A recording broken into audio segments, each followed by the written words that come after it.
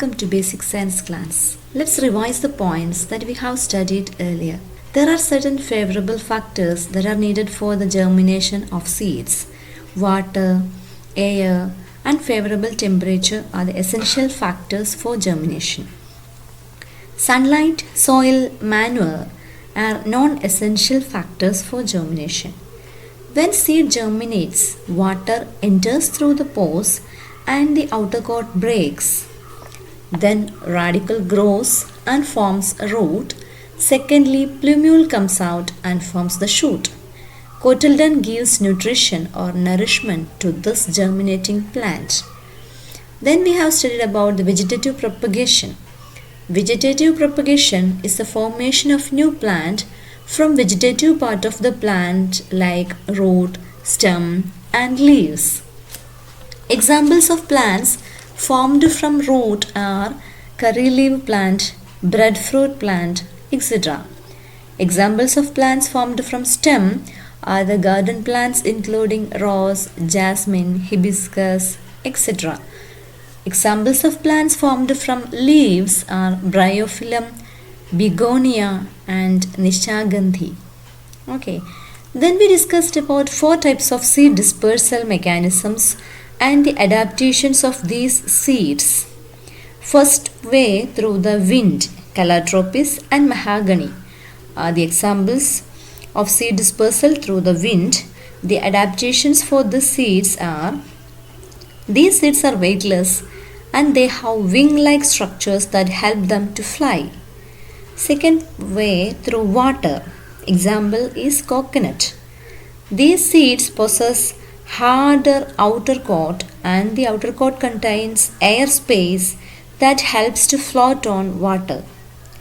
On the third way, through the help of living beings, animals, birds, insects, etc. help in seed dispersal.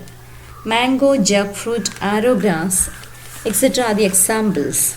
Fleshy fruits are eaten by animals and birds and thus dispersed. Some seeds have hook-like structures and are attached to the body or the clothes of living beings and thus dispersed. The next one is by bursting. Lady's finger balsam are the examples of this type of seed dispersal mechanisms. These seeds have round seeds and its fruits are easily breakable. Nowadays we are talking so much different types of fruits and vegetables. These are not locally available in olden days. How they reached everywhere in the world? Does this disperse naturally? No. Man has played a key role in dispersing these seeds. We have been carrying seeds with us to and fro during our travel to other countries. Thus different plants came to India. Let's examine the table in our textbook, page number 56. Let it be the first activity. Activity number 1. Take down the table in page number 56 of our textbook and understand it. Okay, the activity number 1 is to draw and write the contents in the table in page number 56 of our textbook and try to understand which of the seeds came from which of the countries. Most of the plants in these tables are very familiar and these are the part of our life like the tea, rubber, etc. You may be surprised by these informations like tea, rubber, pineapple, cashew tree are foreigners. These give us taken countries we shall be going on. This give and take is continuously going on.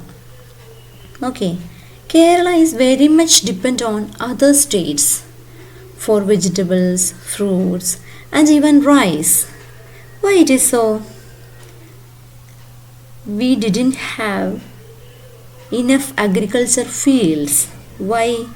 The population density is so higher as compared to other states of India. But at the time of lockdown, we have to suffer a lot because of this dependency. All other neighboring states closed their borders during lockdown. This point the fact that we should cultivate enough vegetables and fruits for our own need. Our neighboring school, GHSS Sadanandapuram, achieved the Best School Award for promoting agriculture among children. Our Mohanlal sir is the Best Teacher Award winner in this regard. This award is given by the Kerala State Agriculture Department. You may read that news in newspaper. Right. Now let's have our activity number 2. Activity number 2. The first question, list out the crops that you are cultivating in your house. List out the crops or vegetables, fruits, etc. that you are cultivating in your house. And the second one, list out crops that can be cultivated in your home next.